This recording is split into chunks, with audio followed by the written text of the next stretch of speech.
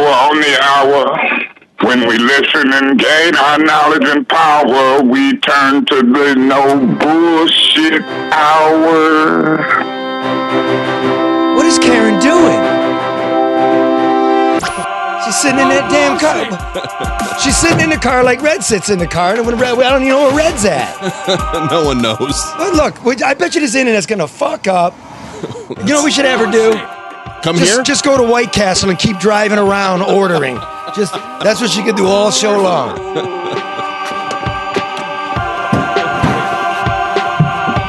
No bullshit. We'll send it to Arby's because that's real sirloin. She's not going to eat that. Just breaking this.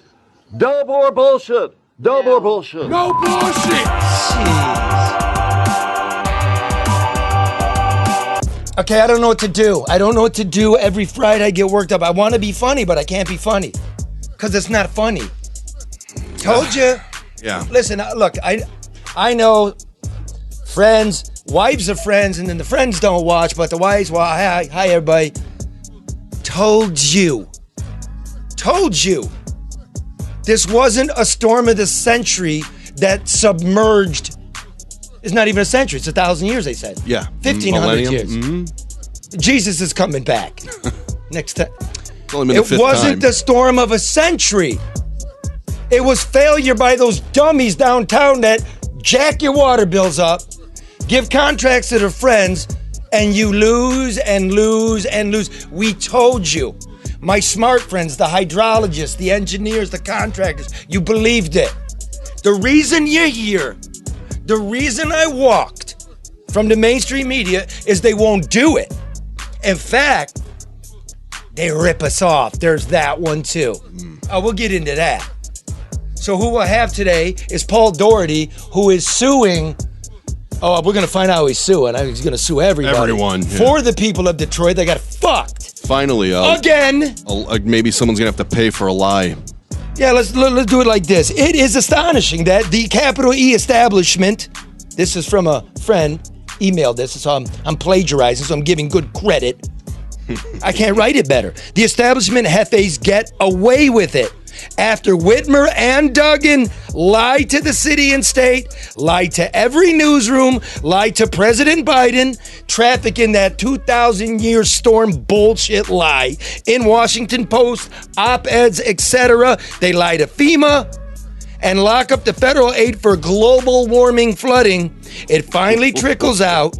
The back-to-back flooding, 2014, 2021, was pure Great Lakes Water Authority bureaucrat cesspool incompetence.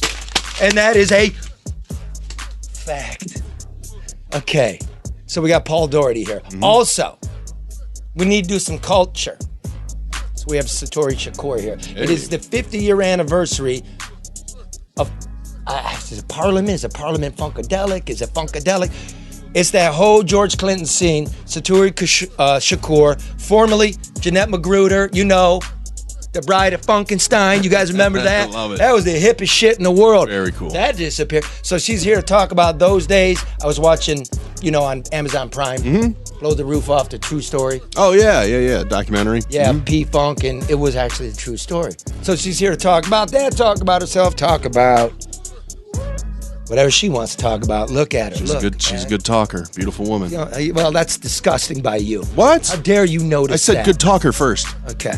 Karen's a beautiful woman. You also should check out Mike Judge's Tales from the Tour Bus. Okay. Oh, yes. I have not seen the Parliament episode, but I've seen that show. It's great. Yes. That is, keep that little funk rhythm going there. I gotta find it. What's going on? It's crazy. Stop me right in the middle of the funky. So if we'll get into what P-Funk is, but basically, it's seminal. That is just one of. If you listen to hip hop, you listen to Dr. Dre, you know who P-Funk is, and that's a Detroit thing, and she still lives here. Good. So we'll get into that too. I mean, I'm tired of all of us being down. Right? Then we got the news. Kwame got married. Spivey got indicted. The coward cops got taken off the street. The House Oversight Committee in Washington is looking into Flint and them destroying evidence. The Snyder administration. Not a word from Nestle here in Michigan. Goddamn bullshit. Oh, and the Taliban. What? They got the borders now. Oh, great. They're starting to cut heads off and burn homes of people that worked with the Americans. And we can't get them out. Right? And finally, Red, Detroit comedian, Detroit Red, we sent him out to talk to the Trumpies.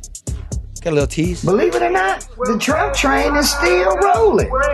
And so is the Trump Unity Bridge float right along with it. So Red has embedded with the Trump Unity people. I haven't seen it. I hope it's good. All right, look, before we get to it.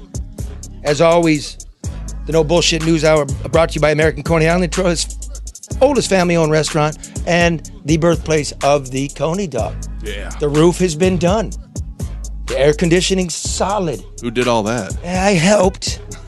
But it's because it's a damn delicious dog right there on the corner of Michigan and Lafayette, right there in the middle of Detroit. The epicenter is being held down by a woman. That is no small feat. So, please, patronize. It's clean. They got the sanitizers. There's room for the kids to sit. They got chicken strips. Who got chicken strips? Lafayette got chicken strips? No. No, they ain't got no chicken strips. So listen, if you want a Coney kit, dozen dogs right to your door with the chili and all the fixings, go to AmericanConeyIsland.com. Again, we do this ADR. Yeah. ADR Associates. Listen, Paul, listen to me. You know what an ADR does, Paul? They do it all. They do zoning. They do construction, deconstruction, demolition, rehab, property management, big jobs, little jobs. The water department should hire this fucking guy. But they don't. But Charlie, are they honest? They're not honest. They're not ethical. They're not smart. But Barry Ellentuck is at ADR. Give him a call for a free consultation. 248-318-9424. Again, Amanda, you called. Does he help with evictions, etc.? He does. Call him. See if he can help you. Listen, 248-318-9424. And give me this, because the Bride of Funkenstein, listen to this one. Listen to this lay down here. This is Maurice Davis. Ah, yes. Mark! Yeah. That's Maurice Davis, King of the Party Blues, and Flint City Councilman, Ward number 2. When it comes to securities and investment, who you gonna call? Luke Nowacki, Pinnacle Wealth. They're making finance funky. Alliance and Associate Incorporated. 248-663-4748. They specialize in securities. They do rational financial advice in those securities. They're the best in the business. Sure are. All of your investment needs. Look here. That's right, stocks, Wall is the one bonds, you want to call. college savings plan. Who are you gonna call? So 248 pick up the phone today. 663 Call the 478. one and only Royal Alliance Associates. And you're asking for Luke Nowacki. Thank you very much. And thank you. Hard cut. All right.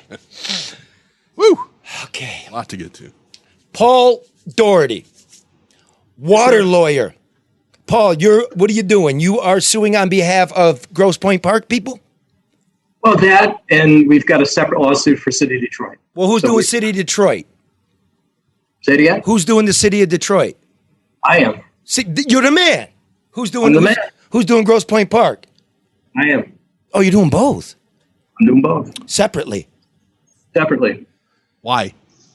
Well, I think Detroit has unique issues, unique problems. It's a unique area. There've been made many, many, many empty promises over the years about fixes, about recovery, about revitalization. And I can tell you Jefferson Chalmers hasn't seen any of that. So I wanted something separate and special for them. I had a call from a woman today that lives down there and said, you know what?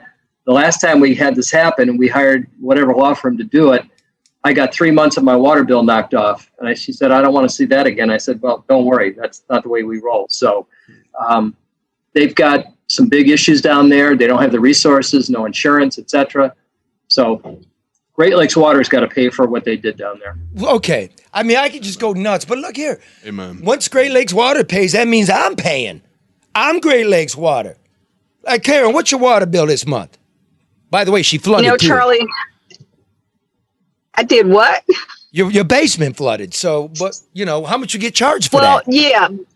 It was, well, $600, and they said we used 32,000 gallons of water. That was for the last month.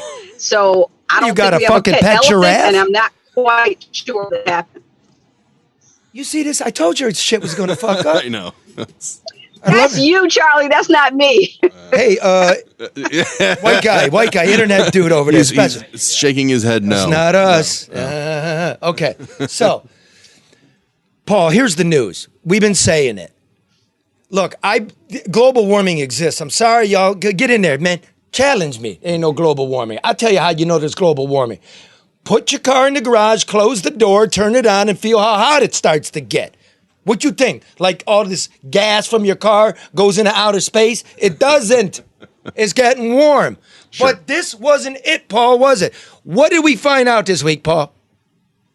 Well, we found out some very important and damning issues about Great Lakes Water Authority. The first one was that, well, let me just back up. You got Connor Creek pumping, you got Freud pumping. Those are the two main stations that take care of the east side of Detroit into the Grosse Pointes, on up into Macomb County.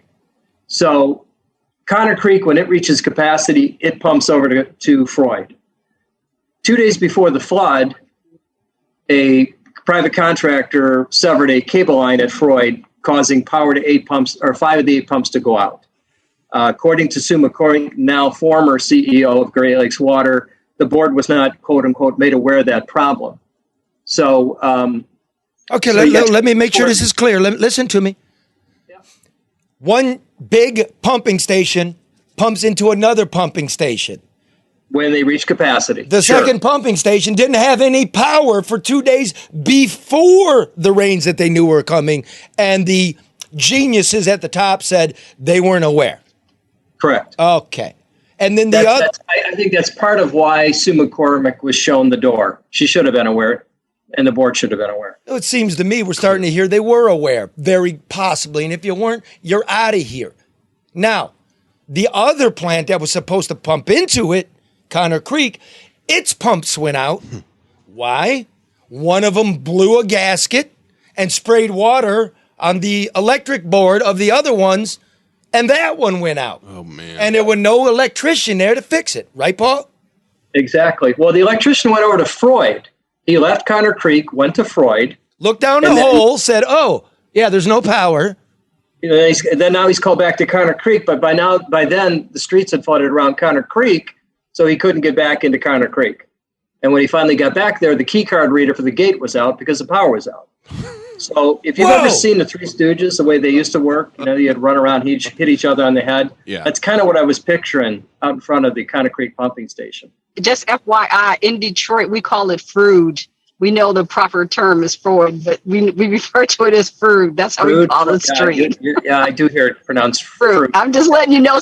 So if you're representing Detroit, they know you really know what's going on. So go ahead. That's it. That's Karen. She lives just off of Gratuit.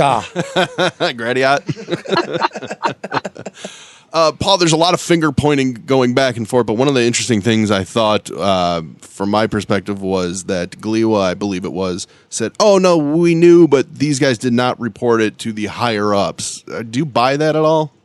I feel like they're throwing the people that work in the actual pumping station under the bus. Can't wait to get their depositions. The regular everyday Joes working at the station and the guys that are, filling out logs. I mean, they don't know because they don't want to know, apparently. I mean, these are basics of how these stations keep operating. You picture a fort and you've got, 16 guards on top. And, most of the year, nobody tries to get in the fort, but every now and then somebody tries to get in and you've got to have all 16 ready to go. Well, that's what these stations do. They sit dormant. A day like today, none of these pumps are running. They don't have to run. They only have to run when the weather's bad. And then they have to run full tilt and they have to come online on time. I mean, Connor Creek, it's not just the pumps don't work. They have to be primed. And I won't bore you with the technical details, but they've got 8 massive pumps 30 feet in the ground that have to draw water up to start. And why they have to draw water up won't bore you, but it really is a function of the changes in the sewer system from the 70s. They dropped the water levels, and meaning these pumps are not going to start when you want them to start like you start a car. They have to be prepared. And that gets to knowing what the weather is. And Sue McCormick, during one of her press conferences, says, an inch and a half of rain was predicted. Well, Sue McCormick and the other Gliwa people don't have to watch the local news to figure out what the weather's going to be. There are rain stations throughout the city and measuring devices. They're in the west and south, so they can see an hour before the rain gets to this area how much rain is falling. So they know damn well what's coming, and this idea that wasn't predicted is BS. Well, first of all, it's like throw all that away. It's bullshit. The fucking pumping station didn't have power to it. Didn't matter if it was going to be 1,000 feet of rain. It wasn't going to work. And you didn't know. And by the way, before it became the Great Lakes Water Authority, ladies and gentlemen, it was the Detroit Water and Sewage Department that ran everything. She was running it in 2014, the last time Connor Creek fucked up and didn't pump. Was she gone? No. You want to know why she wasn't gone? You want to trust LeDuff, who's been looking at this cesspool for a dozen years now? Because, ask Kwame Kilpatrick, all the money's in the contracts in the water department, and it's best to have cronies at the top doing what you tell them to do so you can pass out shit to your friends. Is that right, Paul? You know, Gliwa, DWSD, no bullshit, Paul. Speak the truth. No hemming and hawing. They've taken $500 million a year. The water department was one of the crown jewels of the city of Detroit. All right. So you have to ask yourself, why in 2014 would the city give away that crown jewel to Gliwa? How was Gliwa allowed to take it over? Well, one way was that the city of Detroit now receives $50 million a year in lease payments from Gliwa. City of Detroit can cut its staff from 1,500 down to between 250 and 500. So you've got basically the same net revenue, but you don't have to operate anything anymore. But our water system is one of the best in the world as far as delivering clean water and is very profitable. So there's a lot of money being put in and out of that system every year. So hence, the people controlling it have their hands on some pretty big purse strings. So what did he just say there? Mark, what did he just say? They make a lot of money. Fuck yeah, it's a cesspool, man. They make a ton of money. Hey, Grosse Pointe Park. Don't put anything back into it. How you like that now? Oh, but everybody's water bill is going up. Yeah, of course. Is FEMA going to cut checks, Paul, now knowing this isn't a natural disaster? I don't know if anybody's gotten one. I've had a lot of people say they denied me. I'm doing an appeal, but nobody's gotten anything. They should be below Alter and Jefferson Chalmers. That's where they should start. Karen, you're muted, goddammit. Poor Karen. She finally gets to leave her house and gets in trouble. Finally. No, unmuted, Karen. Okay, can you hear me now? I'm Yes. saying that the people I've talked to they're being offered small business loans. That's what FEMA is denying their application and instead offering them small business loans. But I thought the whole purpose of the Great Lakes, well, not the entire purpose, but part of the purpose of the Great Lakes Water Authority was because the city was unprepared or not able to respond or to address the known infrastructure issues. And this was supposed to help circumvent that. The same thing with the other assets that we let go. But yet and still that didn't happen. Satori, did you get flooded? You live in Detroit.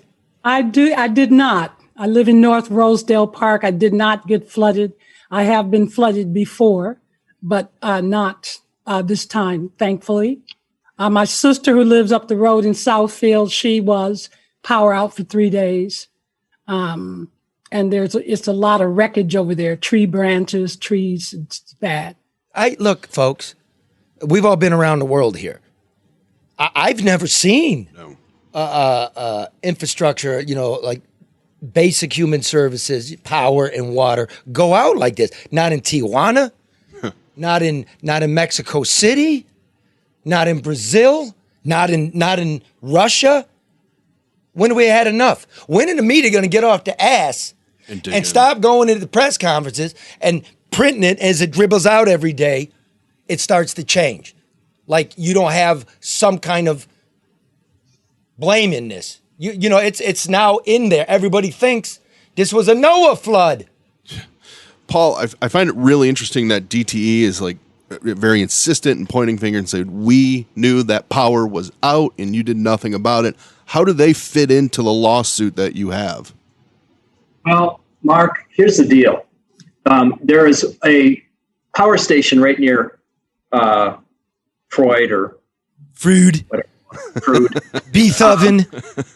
And that power station is apparently still controlled by Detroit, the Detroit Power and Lighting Company. Okay, now watch. Yeah. Watch this. It gets confusing. This was back in the bankruptcy. I did a story about the Detroit Power and Lighting, right? And they turned on the street lights with the Frankenstein switch. Yeah. And we filmed that and the street lights at the same time, and it didn't go on.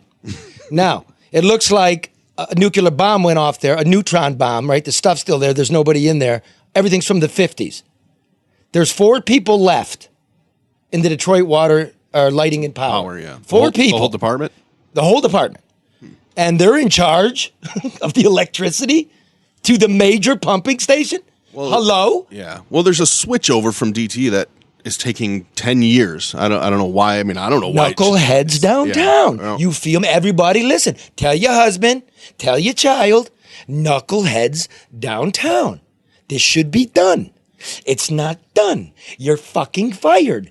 And it shouldn't just start with, Sue McCormick, I'm going to resign. I was thinking of doing this, but, out of very much a service to my community, I decided to stay on through the COVID. What a hero. No. You got fired. Mike Duggan fired you. Mike Duggan has 4 of the 6 votes. This is on Mike Duggan, the mayor of Detroit. Hold his feet to the fire. Are you afraid? Paul? No, we're doing it right now. I mean, we've got it going, and they're going to, this is a potential $100 million damage situation caused by this flood. All right, that's big dough. And Gliwa apparently self-insured. We're going to find out exactly what they've got. Wait, Yeah. ho. Big. Let's do this again, everybody. Our water authority self-insured. Karen pays $600 a month for water she doesn't even use. You get to pay for it. Remember how they killed in Flint? You get to pay for it. So, Paul, I'm glad you're going to do it because FEMA's not going to give us shit. We're basically going to have to pay for all the idiots that you keep voting for and telling me he's great. I can't go to cocktail parties anymore. Satori, I can't because people think I'm a nut. Well, no, that was a 1,000-year flood. That's bullshit. Who was here to measure that? The Algonquins? They were doing that with a wild rice planter? Charlie, what was the whole press thing with the governor now saying they're giving $10 million to who, for what, and how? Oh. I mean, what was that, or was that just a Here we go, folks. Here we go. What was that? As a bridge until we get this all worked out, like the unemployment and everything. We have a bridge fund of $10 million. Just apply to it and not get that either. But 10 just to get you through. That's the same amount of money she raised last year, and that's probably not legal. $10 million? Yeah, that's an insult. What are you doing with that? Spread over all the counties that were impacted. It's not just for Detroit. It's for, everybody that was affected by the flood. So 4 million that's a people. pretty thin spread. 4 million people. 40% of the fresh water comes from this system, and this is what we got. Paul, I'm going to give you the last word. Well, the water department's great at delivering fresh water to us, but they're not so good taking the shit away from your property and not storing it in your basement until they can deal with it. That's the problem. They've regularly used basements of Grosse Pointers, Detroiters, on down to the Connor plant as storage tanks for raw sewage until they can figure out what to do with it. And it's based on the fact that they can't get 16 pumps going when they need to. It's very simple. You get 16 running and we got a flood, well, you did the best you could. You get 7 running, maybe 8 by 2:15 a.m., and we got massive flooding. Everybody's got a problem with that. They're going to pay for it. And Paul, you flooded too, right? Oh, only 8 feet in the basement. I was only 8 feet of water. Literally, I opened up my basement door, looked down, it was up to the last step. It was a surreal moment. I'm like, what am I looking at here? What kind of failure did I have in my house? I thought a water line broke or something, and it was 8 feet of brown water. I mean, my basement is gutted. Everything gone. No furnace, no hot water tank, no washer, no dryer. All the walls, all the mementos, everything. Now, wiped out. I'm just stating the obvious. I know demographics and whatnot. You don't live on Cadieux over. You're not on Iroquois. You're probably over there in the Grosse Pointe Park. Yeah, correct. Okay. I'm going to take care of it. Okay, look at it. But Paul, think about the people who were impacted equally or more severely who don't have the resources to take care of it, and that are asked to be that are extended the courtesy of being reimbursed when they didn't have the resources to make up for the furnace or the water heater and all of the items that they lost, including personal items that can't be documented or replaced. That's why we have a special claim for Detroiters. That's why we've segregated out their claims. They don't need to be tied into Grosse Pointe or people that have insurance or people that have money. They need to be treated separately because it's a special circumstance. What are you, Jim Crow? What do you mean? Am I here? That didn't sound right. Segregated and treated separately? Their claims have to be viewed independent of the others. That means somebody got to fight for people that don't have the money to have a voice. Exactly. Right on, brother. Now, look, I made a joke there, but let me bring it together.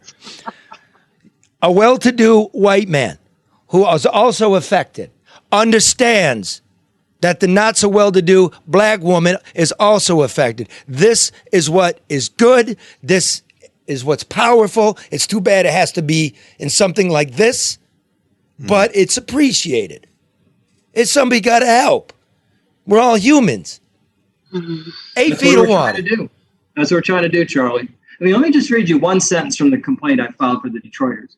Quote, for many of the proposed class, they lack resources to do proper and thorough sanitizing and cleaning after a backup event and are consequently forced to live in homes which the smell of raw sewage and mold lingers until the next backup and pose related health risks to those living in such tainted homes. I mean, there are people I get calls from Detroit that still haven't been able to clean their basements out.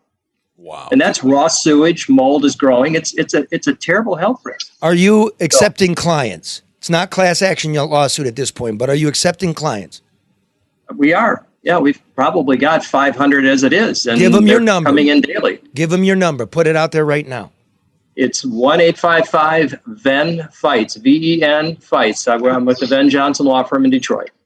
So 1-855-VEN-FIGHTS.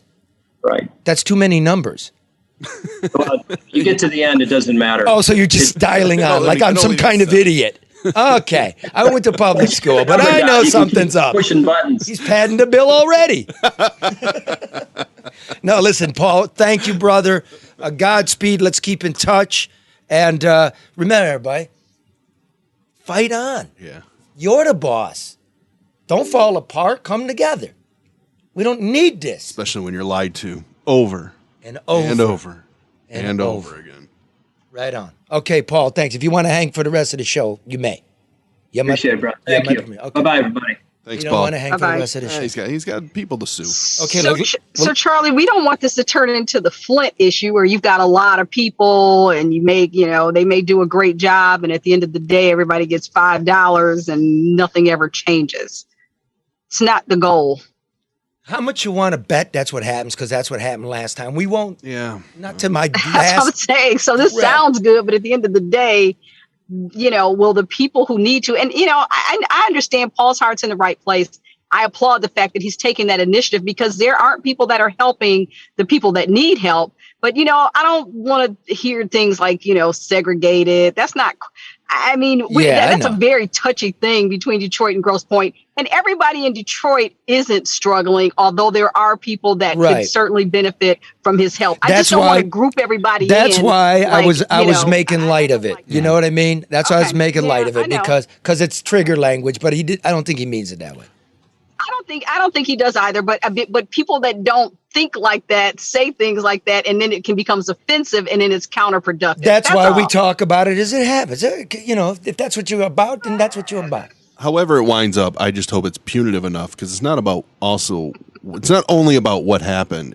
I don't want this to happen again. And it is as often as it has happened. It's hard to believe that it's not just going to happen again because no shit ever gets fixed. And this isn't a clever transition, but I'm going to tell you about David Hall Mortgage. Oh yeah. If you want to get That's out, a clever transition. You're looking. Maybe there's an opportunity. You believe they're going to fix it. You want to get in there. You call David Hall Mortgage. If you need to refinance to help yourself fix your basement because you don't have the insurance, you do that. You can save hundreds of dollars a month in your payment.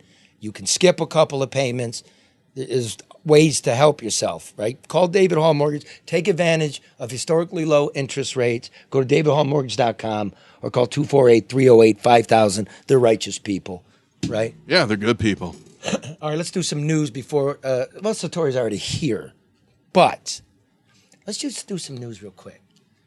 Kwame Kilpatrick got married. Oh, lovely. That's wonderful. Last weekend. That's terrific. Beautiful bride. It was a regular gangster's paradise. It was great. There was Bobby Ferguson who just got out of the can. You know, the right hand, stealing from the water department. That's not a that's a conviction. Kwame still owes about $1.5 million. To the water department, and then additional funds to the city. So it's a nice wedding, but you got to pay the city back. Forget that. Remember, ambulances didn't show up for children. I'm just about okay. And there was White Boy Rick. That's cool.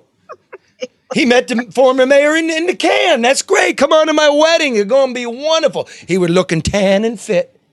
Right there by the canopy. Yeah. Driving his white Mercedes, you know what I mean? Good luck, good luck.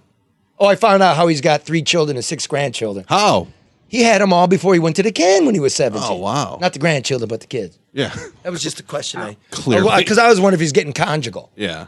You know what I mean? Yeah, Can no, somebody he had please ask kids, Rick what sex is like in prison for 30 years? I mean, that's all I want to know at this point. Hopefully non-existent. Yeah, you know what I mean? Or solo. How do you keep it We're quiet? getting off track. That's Track. right. Oh, no, we're still at the wedding here. I mean, like, how do you rub one out when you got a bunkmate? I mean, quietly? I mean, what are the quickly? I got questions. Okay. Right, Karen? I'm not listening to this. And who else was there? Who else was at the wedding? Current Mike mayor Duggan was Mike there. Duggan. Blows my mind. That's wonderful. That's not the only thing that gets blown. I can't believe he was there. His gal pal doctor was there. Remember Yeah, the there she is one in the photo. Yeah. Remember the one where he was like slipping preferential public money to her, and then his staff's deleting emails trying to cover it up, to which the attorney general says there's nothing wrong with that? It's perfect. Now I got a name for this couple. His Honor and the doctor, his healer. His Honor and his healer. I'll take it. So that's wonderful. They're there. Okay. I know Kilpatrick and Duggan go way back. Kilpatrick is a protege of Duggan's. Yes. But what are you doing at a wedding like this? Charlie, I can't figure it out. I can't figure out who owes who what or why. Rudy Giuliani used to be the U.S. attorney, took out the mob, right? Yep. Then he becomes the mayor of New York. Did he go to John Gotti Jr.'s 50-year birthday party? No. No, even if you love the guy, like, you represent all of us. Yeah. That's what I think. The optics were awkward, Charlie. Awful. The optics were very awkward. They were. Satori, I didn't go. I don't think you think they were awful. Were they awful? I don't know whether the optics were awful or not, but I think that once you spend your time, once you have served your time and paid for your crime, then you are released, then you're free to get married. You're free to invite whom you want to your wedding. Yes. And if that includes Mayor Duggan and other people who are operatives of a faulty, flawed, and racist system, then, so be it. What about the optics from the other side? Why would Duggan go? I want to hold on, guys. I want to clarify. I said the optics were awkward. I didn't say awful. I just want to clarify that. I said awkward. I think from Duggan's perspective, they're pretty awful. I agree with everybody here. But I say you can have anybody you want. But here's one thing, just to rain off this. Mr. Kilpatrick, you're going to become a minister. That's wonderful. Wonderful. God, Jesus, God. I'm Catholic. You know what we do when we sin? Atone. We must go to confession and say it out loud and apologize to the Lord and everybody we hurt our sin. Yeah. You can't be some minister still saying I didn't do nothing. Yep. You didn't get pardoned.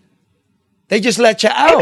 Maybe he apologized to God. Maybe he did that in private, Charlie. Apologize I know everybody's to been us. asking for a public apology for him since day one. Maybe he's made I mean, we got to extend that courtesy. Maybe I'm not extending maybe he's shit. come to terms with Jesus. I'm not extending shit. You also owe me an apology. I got to apologize about everything. I know. I'm sorry, everybody. I love you. I know I'm a fuck up and a big mouth. I am.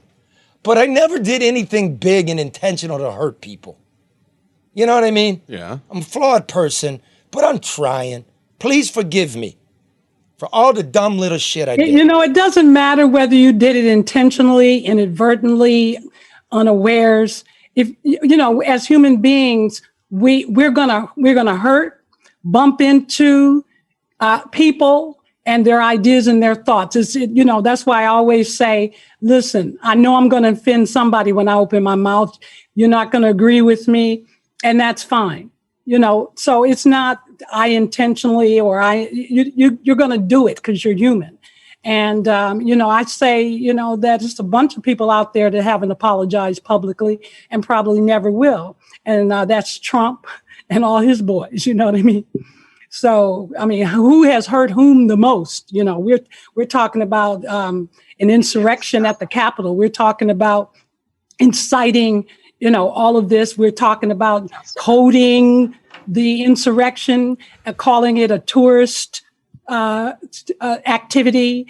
So I don't know. I mean, we know that is bullshit. I'm okay to talk about. I'm okay to listen to you talk about Kwame's wedding or whatever. Yep. But I like the idea of going to the root of things, because once you are part of the system, and Charlie, you say you have this show because you weren't allowed, you were going to be used by different journalistic outlets and you weren't able to speak about what you wanted to speak about. Yeah. So you had to come out, create your own platform to be fully expressed. But once you are absorbed into a big system, and all systems, like Neely Fuller said, are infected by white male supremacy, which systemic racism is a function of, then you're going to be used in the service of its perpetuation. Yeah, I think it's all of us, because there's nothing white about Kwame. Everything you're talking about is a symptom of something larger.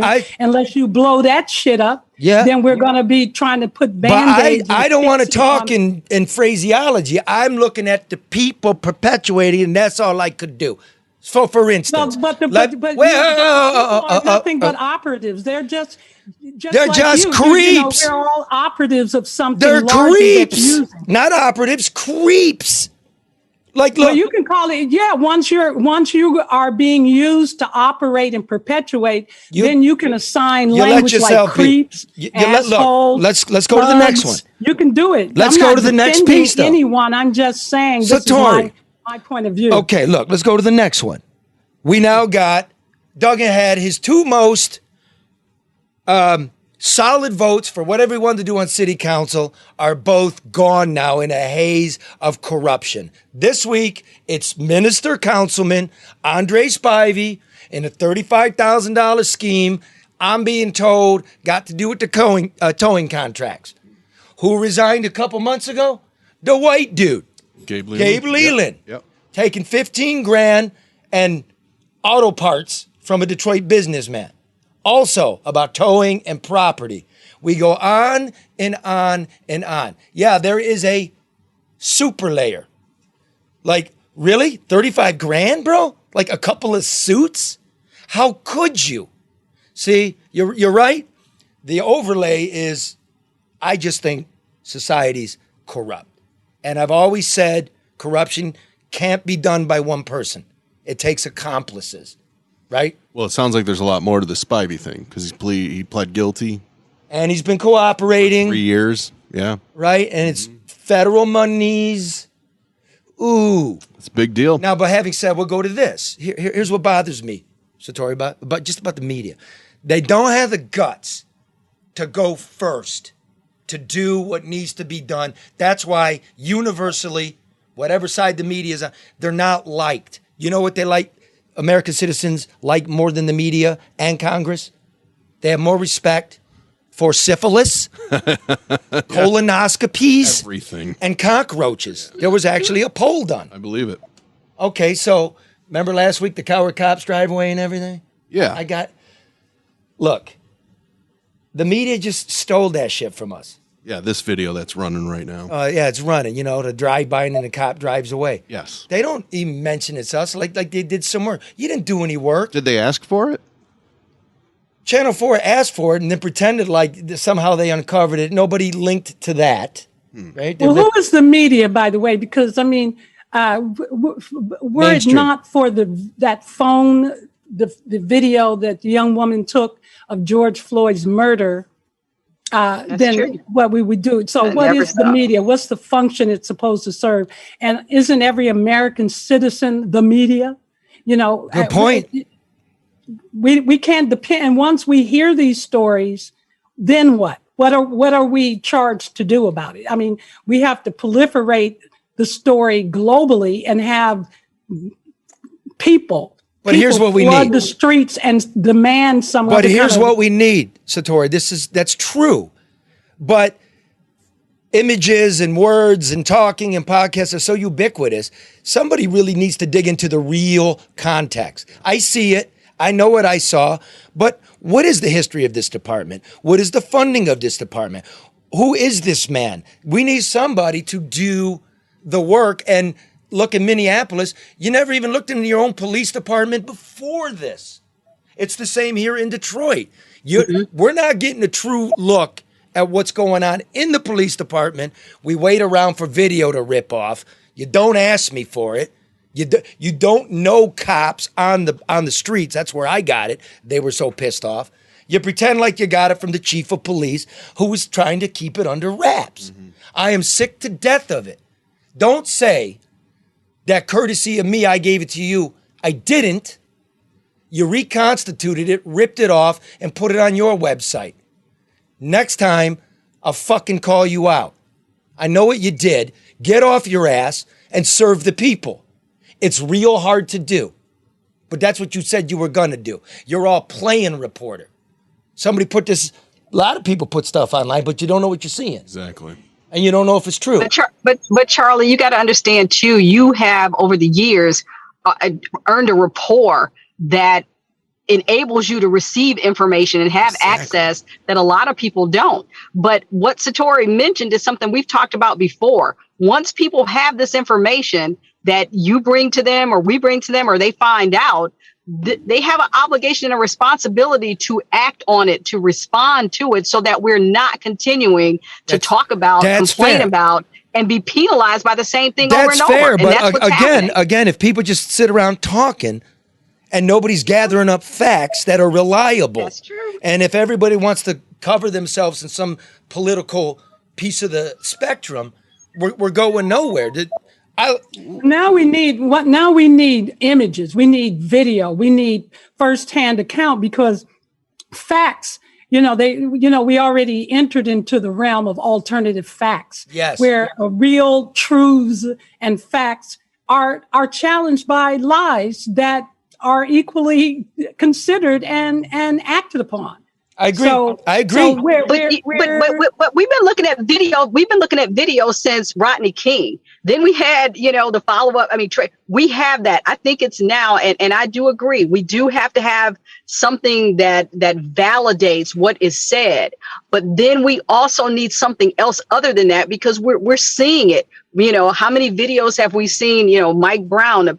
People But then what happens? Well, we're still wait a minute. We're getting off the track. Yeah. We're getting off track because off track.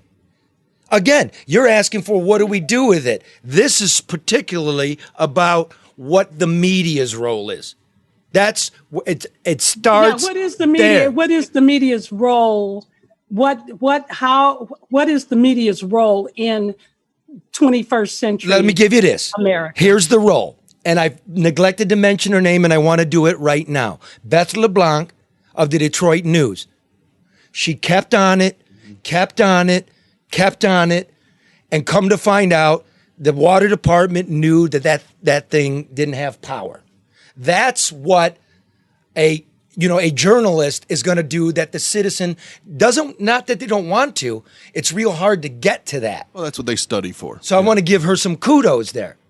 She's turning into a hitman in this society of art. And we need her. And I want to go back to what you said earlier. Giving credit is important because what the mainstream media will do will amplify something like the video of the AK being shot out of the car. They will amplify it. But if you don't know where it came from, to Karen's point about how you get it from people on the street, from officers that say, this is messed up, this is not how our department operates or shouldn't operate, that's the story. When it gets amplified by a TV station or something and it looks like it comes from the brass, it looks like they're doing something about it when they might not be. And then here's the thing. The brass comes out, since nobody really knows what happened there.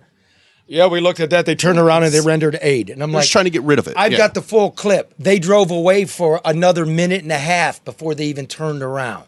This is some bullshit. That's why credit matters. There was no deputy chief that came across this. This was a shooting. And then they looked at the video that night. Sources matter. Everybody in the department knew this. That's true. Right? That's true. And in journalism, you do give credit of information, of, graphics, video, whatever, pictures. You are supposed to, otherwise it's plagiarism. That's a no-no. And you knew I caught hell because I said, period, talking to a bunch of cops that saw this. I said, it's coward cop. Now I'm going to take all the bullshit. And then you can take the video and get your 1 million clicks. Well, you're bullshit because the people got to know it. They got to know what's happening with the police. They do. Here's the other one you should do. It's coming. Breaking news. You don't got to do that thing. The rape investigation in the department with the ranking officer with subordinate females. There's a lot to it. It's coming. And there is tangible evidence that officers at the highest level in that department knew 2 years ago this was happening. 2 years? 2 years ago. And We'll wait. I'm not. I'll let the investigation play. I put in my paperwork. We'll see. Nobody gets named. Maybe this isn't true, but it's moving forward. One ought to know this. It's good. But I'll do it. And once it's all cooked and everything, y'all can do it. But I'm sorry. This is what we're all about. Right? Yes. All right. Listen, I want to talk about Parliament Funkadelic. Let's do it. I want to talk about P-Funk. 50-year anniversary of Maggot Brain. That's what it's. Look, Satori, you formerly known as Jeanette Magruder, is that right? That's right. That's a government name, Jeanette Magruder. Yeah. You were a the vocalist, background singer for Parliament Funkadelic. Yes, and one of the Brides of Funkenstein, Never Buy Texas from a Cowboy. Oh, that's a great record. We're going to play that at the end if that's okay with you. If it's okay with George. Because he owns everything. Great question. Yeah, owns nothing. So, look, first of all, just for people that don't know, I mean, this is really sort of by way of Jersey, a Detroit invention. What is Parliament? What is Funkadelic? And who are the Brides of Funkenstein? What is that thing for younger people that don't know? Well, Parliament Funkadelic was one of the biggest it was the biggest black rock band in the world in the early 80s. I came on board in 78 with the One Nation tour. So I sang, recorded, and toured with George from 78 through 85. So I'm on everything. Bootsy, anything that came out of United Sound, Super Disc, any of the studios in Detroit, I'm probably on. My voice is probably on that, or at least my hand clapping. Parliament, if you delve into the history of George Clinton, Parliament Funkadelic, it started out as a singing group, Parliament. Like doo-wop. Like a doo-wop band, right? A 5-piece. Yeah, like a doo-wop band with the whole, pompadour hair, and all of that. But they weren't, that's Lynn right there. They weren't, they weren't conforming. That's Dawn. They weren't conforming. So the band was called Funkadelic. And then they all just merged together and became Parliament Funkadelic, and actually had two separate labels. Parliament was, when we toured, Parliament was the big stage show with the big costumes, the theatrical production, and Funkadelic was a scaled down version, same people. We wore the fatigues, Uncle Jan's Army, and Parliament Funkadelic. Parliament was more like the Aqua Boogie. I was one of the Motor Booty ladies, so it was costumes and Larry Legaspi costumes and things like that. So, George was just, he was a mentor. He was a philosopher, a poet and for me, I mean, I didn't even meet George. The first time I ever met George or saw George was when he came down on the spaceship on my first gig in Pittsburgh, Pennsylvania, in front of 10,000 people, because he travels separately from us. The Brides of Funkenstein are a spin-off group from Parliament Funkadelic. There I am. You see me, I'm on the right, bopping on the right of Lynn. Looking good. That's Sheila on the other side.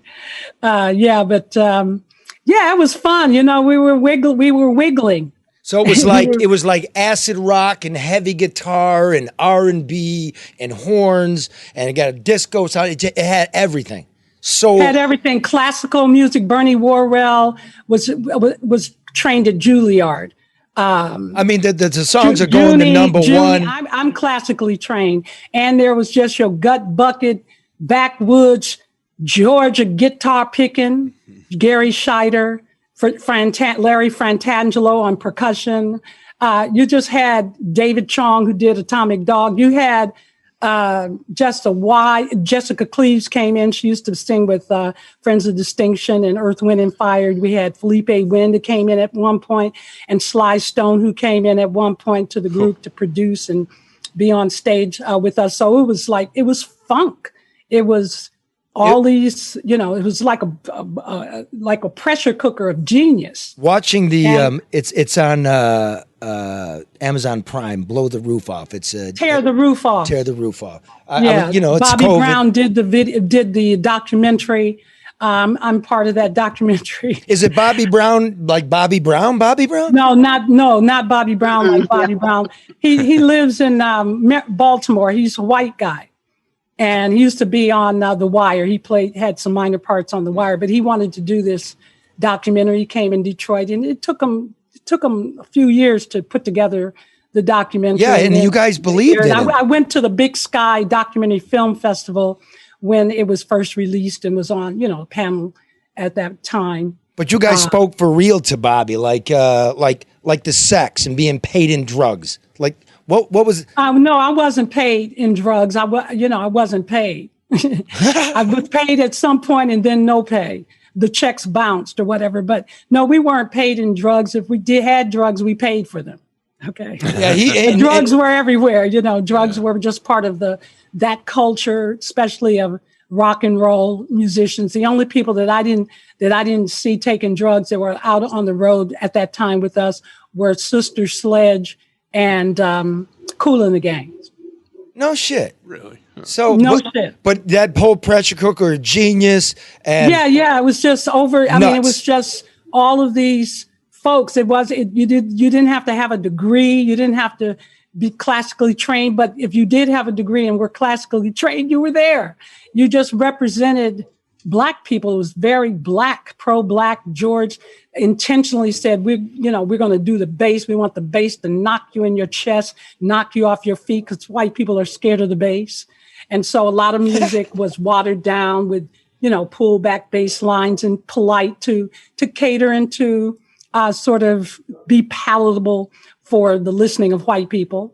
And he wasn't about that. And, there was a lot of, and then it turned out white people dug it.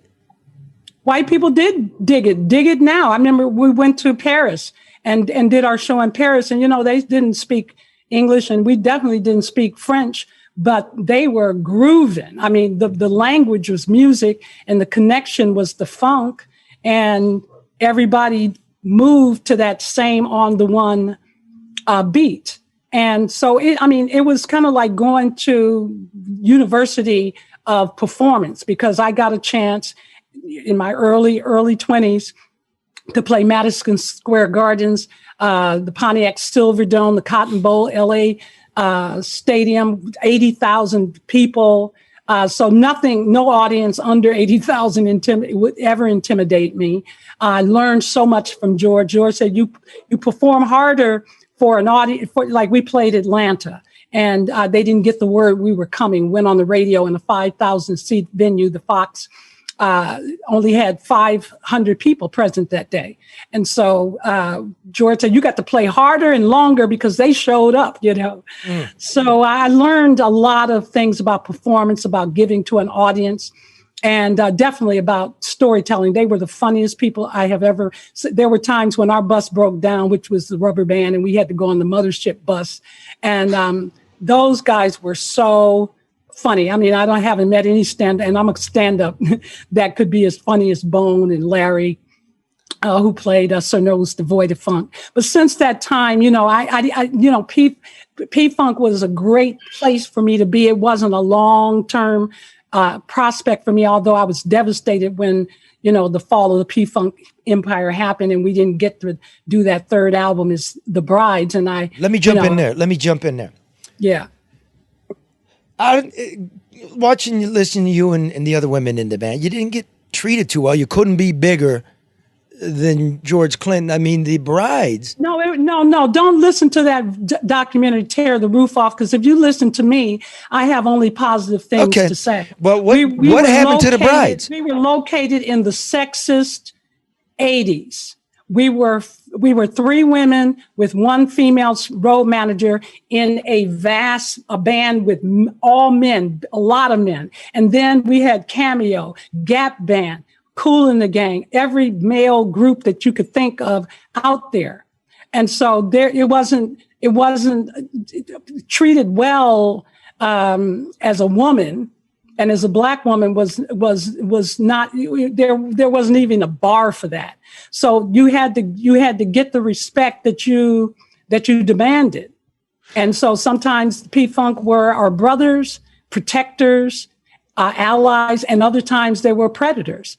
So you just had to learn how to balance that. I've always operated inside male-dominated professions. Stand-up comedy was all men, mostly men, and so P-Funk showed me how to swing hard in certain arenas. So Tori, to be fully self-expressed. So don't listen to Tear the Roof Off. If you notice, George wasn't even in that video, and most of the narratives, they were angry about not being paid, in which they have a legitimate right to be. Yeah, nobody got paid. So Tori, to that point in fighting, I did get paid. Let me correct. I did get paid. We got weekly checks. We finally got to be part of the union, AFTRA, and we had to sign the session sheets, and we got paid. And I still get royalties from Atomic Dog and some other records. Oh, you're an Atomic Dog. How come no women in the band were inducted into the Rock and Roll Hall of Fame with the boys?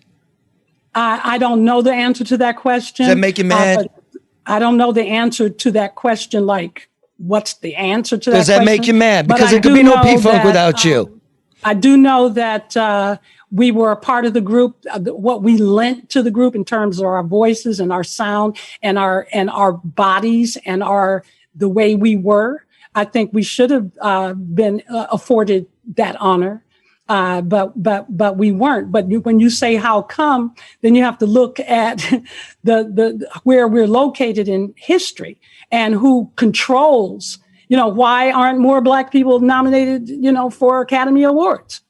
Why aren't more women included in? So it's a question that goes to always something higher.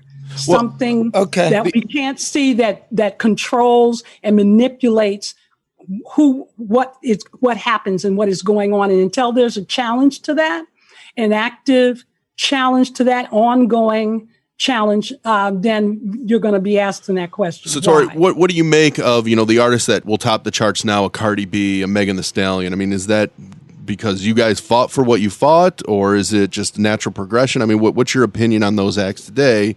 And then I find it really interesting, too, that there seems to be a lot of support for Tory Lanez, who shot Megan Thee Stallion. And it just seems like there is still a lot of sexism, at least in that hip hop world. He didn't shoot her. Or, that was all set up. Allegedly. He didn't shoot her. Yeah, sexism exists. I mean, when did Me Too happen? Years and years and years and years and years and decades and centuries, Me Too happening. So it's about, and when, we've just started talking about race openly. I'm just now hearing folks on the news outlets use the term white supremacist. Okay, that's a word that wasn't even used before George Floyd. So it's an incremental, frustrating march to change. Yeah, but here's the thing. Look, here's the thing with the Me Too movement. It's easy to talk in big, open words. The Me Too movement was very specific about specific things that specific men were doing to women. That's how it moves. Not big white supremacists, because you know what? Nothing going to change if every person's a white supremacist. That is a component expression of white male supremacy. Well, sure, but like, again, if every time you're talking to a white guy like he's some supremacist, talk to a guy in a trailer. Well, my turn. That's not fair. That's not fair. It's not a soapbox. It's a conversation. If you say every time some guy downriver don't got a pot to piss in, he's a white supremacist, he got nothing, he has no idea what you're talking about. Okay, first of all, well, I hope he's listening too. Everybody interprets that as some kind of finger pointing to somebody with white skin that's a man. There are white men who are utterly powerless. I mean, most of the white people out in the United States are utterly powerless. They don't know it because they are bestowed whiteness, and they cling to that like it's going to give them some. No, but just they like do Paul know was it. on the show in Grosse Pointe Park. Got flooded. I mean, eventually all of this is going to break under the weight of the inequity of the system. Exactly. Because the system is not fair. It's eventually going to be destroyed under its own weight. That's agreed. I'm just saying, let's deal with it now. Yep. Let's talk about it now. I'm not calling any white person a supremacist unless they really are, and unless they admit it. And there are a lot of them who are willing to admit it. But we don't recognize racism now, because in order to be racist, you have to say some demeaning word to me. You have to burn a cross. There has to be some kind of overt expression of it. Well, that's usually a good way to judge somebody. We're actually carrying it within our own bodies. Yeah, but see, I say that's okay. I didn't want to do this all day, but I'm probably going to judge somebody on their action, and then I'll go from there. Otherwise, where in this are we going to find any commonality? Yeah. Well, the commonality is already there.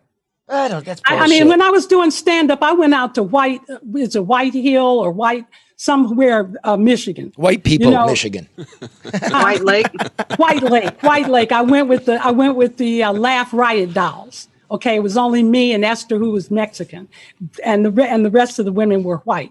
Okay, we drove out. We could smell the cows and the cow dung. We got to this little bar and we saw the motorcycles and the jalopies, and we went in, and it was all of these artifacts, farm artifacts, taxidermy, and mostly white people with, cowboy hats and stuff. And I'm like, holy shit, I need a glass of wine before I get up here.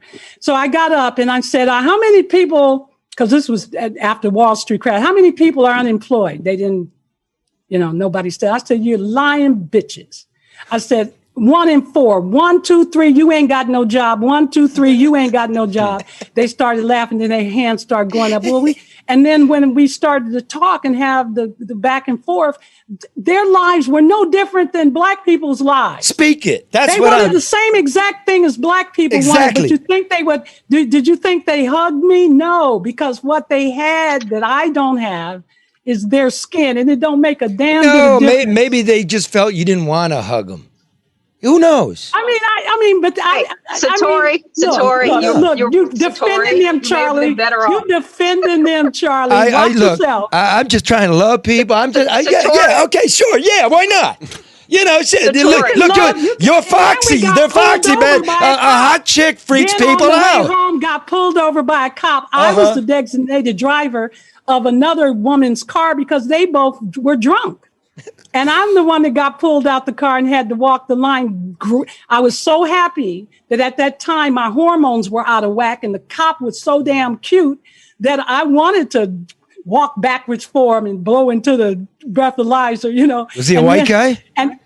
It was a white guy. But I also didn't know at the time that my driver's license was incorrect. It had me as a male. So oh my God! I know. I didn't discover it till somebody said, "Hey, your license has you as a male. What's up with that?" And I looked, and you mail your driver's license in. So this was going on for 10 years. I wonder what the cop was thinking. That's what I'm saying. So when I had a CD that at the end of the day, he put us back in the car, and I said, "Oh, I have a CD. It was called Menopausal Femme Fatale." He said, "Just drive. Just." You confused him. Get out of here. Oh, shit. Okay, so speaking of all that, that's a good segue.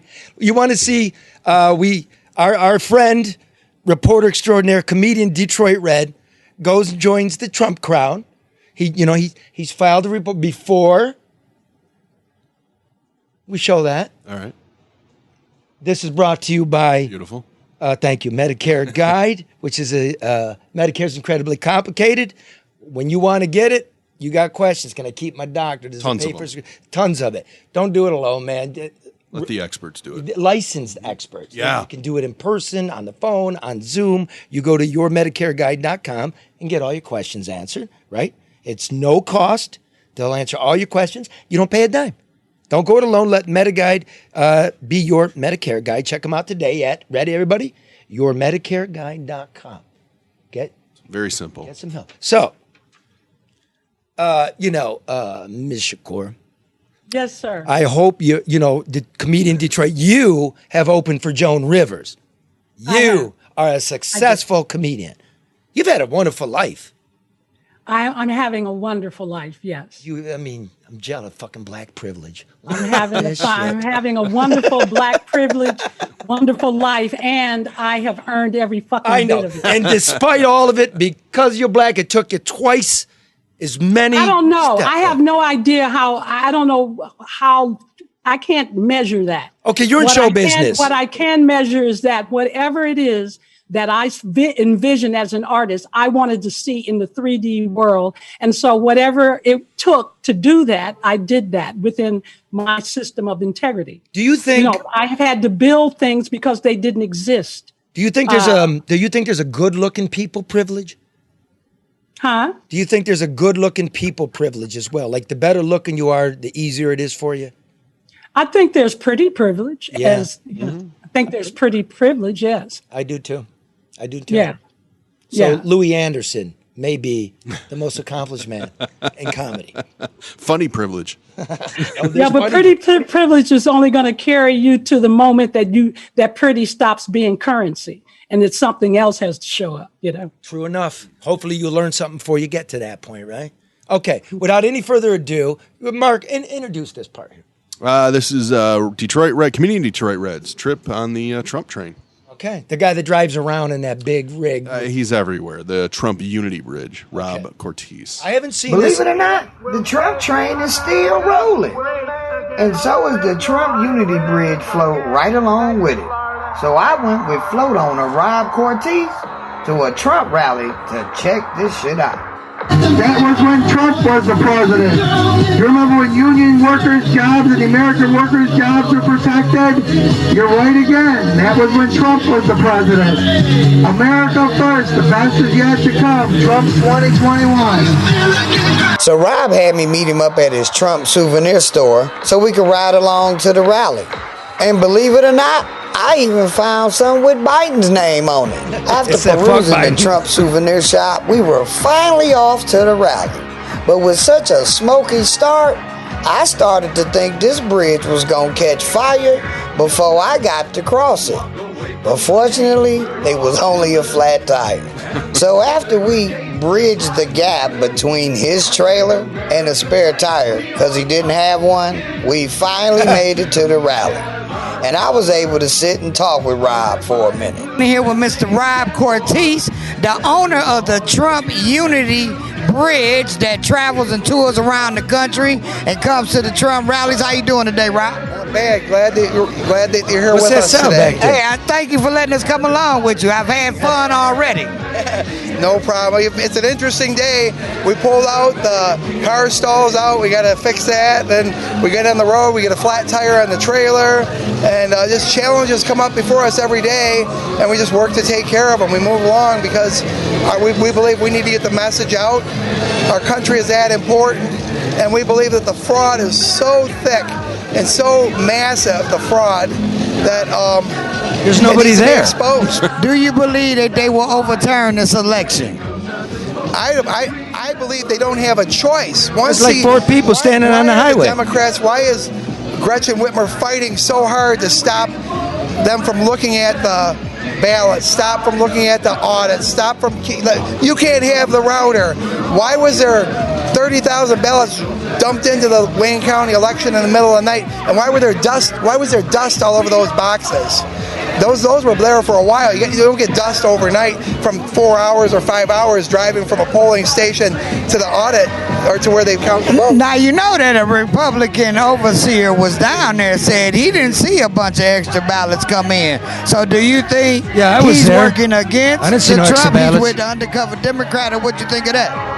Well, there was supposed to be an equal amount of Republicans there, and they locked out the Republicans. They had all the Democrats and their people come in early, and they said, "Oh, COVID, you can't come in. 6 feet, stay back. Oh, stay back. COVID, throw them out." They were removing people because they wanted to see the ballots, and they couldn't get close enough to see the ballots.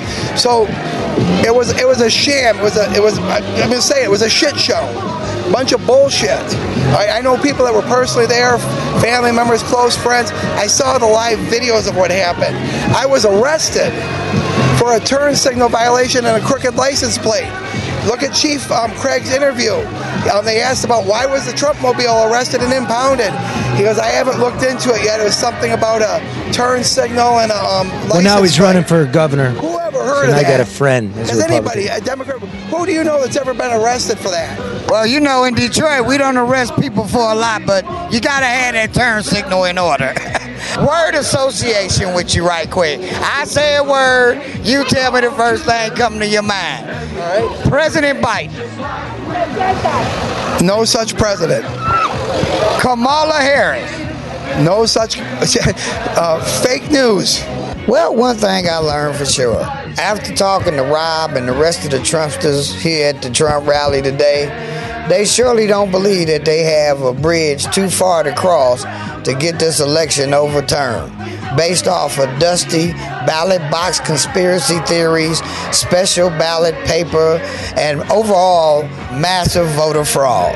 I'm not sad for me. I'm sad for them. I'm sad for them. Biden's being paraded around like a puppet. Fuck Biden, fuck you for voting for him. Okay, so let me ask you something. Do you believe that Trump won this election? Yes. On that note, I'm about to get the hell out of here. This comedian Detroit Red, I gotta find out who signed away the rights to YMCA and let these people fuck this song up. Deuces! That was classic. Good job, Red. I tell you what. Okay, here's my criticisms of it. The fucking background noise is too high. Loud, yeah. Okay, let's talk professional just a moment. All right. Let's start now, Charlie. I'd like that guy to be edited down a little bit. Rob, yeah. But I gotta say this. Satori's gonna know this from making art. He's brand spanking new at doing journalism and video, right? And he worked with Sid on this, professional photographer. That's pretty good. It's good. Right? And I would watch that. I haven't seen anything that good on local news in a long time. You're right. I would give you that. I don't mind. It's organic. Yeah.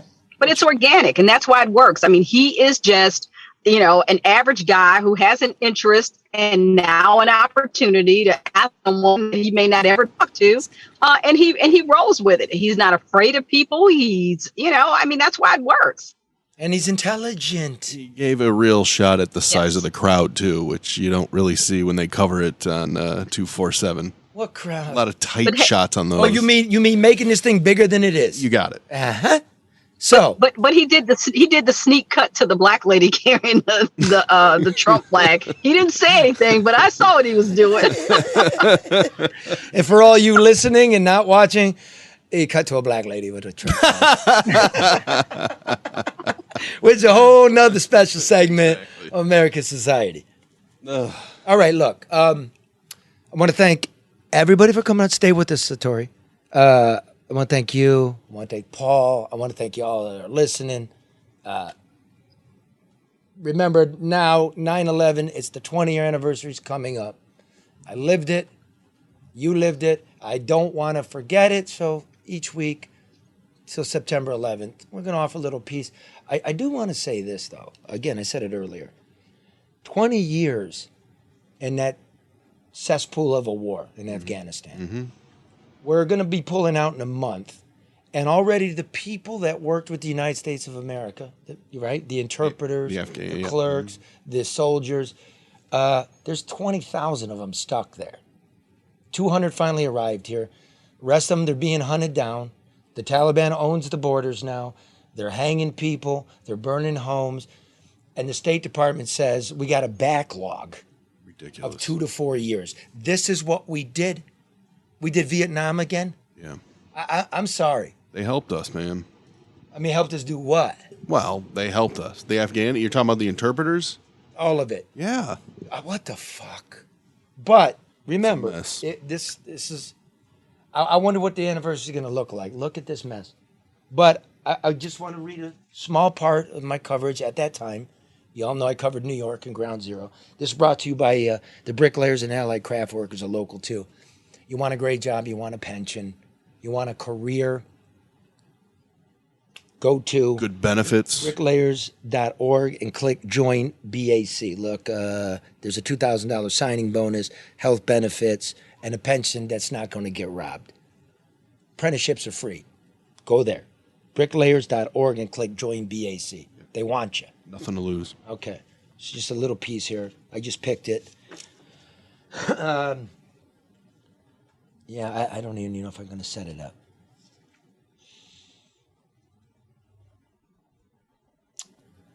Okay. This is about the workers trying to find the people in the rubble. At some point, all of the workers need a crevice in which to catnap. The ambulance drivers do it in their rigs, the foremen in the construction trailers, the morticians in the morgue. Many go over to St. Paul's Church on Broadway to sleep in the pews. Nearby, on the corner at Fulton Street, laborers stand around waiting to be chosen for office cleaning jobs. Inside the church, the morning coffee is brewing. When you put your head down to rest, you see the back of the pews covered with letters and drawings from children across the country, and you fall asleep reading good things about yourself. The sausage and pancakes are really good, one police officer says. His breakfast is interrupted by a call. More bodies. And at 6:30, in the waning darkness, the 7th victim of the evening is exhumed, and a Port Authority police officer who just carried the body out says to one of the machine operators, "We got some of our guys, the fire department got some of theirs, the city cops got one, everybody tonight. It's crazy." Except no one spoke of the civilians. Never forget. Karen, I love you. Satori. Will you come on my show? Yeah, can I go nuts? Yeah, I help you with your story. You can go nuts within the span of time allotted. Absolutely. But I want you to come when we go back live at the Wright Museum. I'd love to. The Secret Society of Twisted Storytellers. Also, I'm hosting Detroit Performs Live at Mary Grove with Detroit Public Television, and I'll be telling stories at the Concert of Colors. Don is celebrating George's 80th birthday with that concert. And when is this? Oh, wow. October for Detroit Performs, probably September for the Secret Society of Twisted Storytellers. I'm not sure when the Concert of Colors airs, but I know they filmed it the beginning of, right after I got back from Jamaica. I went there on July 16th to tape my segments. Did Jamaica flood? No, and I'm very proud of Jamaica and the Prime Minister there because they're taking care of their country. I mean, you have to go through some things to get to be let in and to be let out. There are curfews, and I'm glad I went when I went because now the curfews are 8:00 Monday through Saturday, and 3:00 you have to be in by 3 on Sunday. So I guess that's because of the Delta variant. Okay. All right. So if people want to know a little bit more about where to find what you're talking about the councils, I think, where do they go? You can go to Detroit. I guess you can go to Detroit Public Television to find out about the Concert of Colors, also about Detroit Performs. You can visit our website for all of our activities, and we'll be cross-promoting, which is www.twistedtellers.org, twistedtellers.org, or you can look me up on my website, SatoriShakur.com. And I thank you so much for inviting me to be here, Charlie. It's a pleasure to meet you and vibe with you. I love you. Your energy is amazing. Karen, it's so good to see you. And I'm totally happy about Paul and what he's doing. And thank you, Mark and Big Red.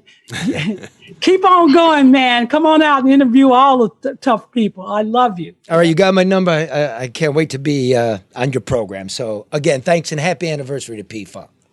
Thank you. All right. Bye, Satori. Bye-bye. Thank you. Thank you. And this one's for you, Satori.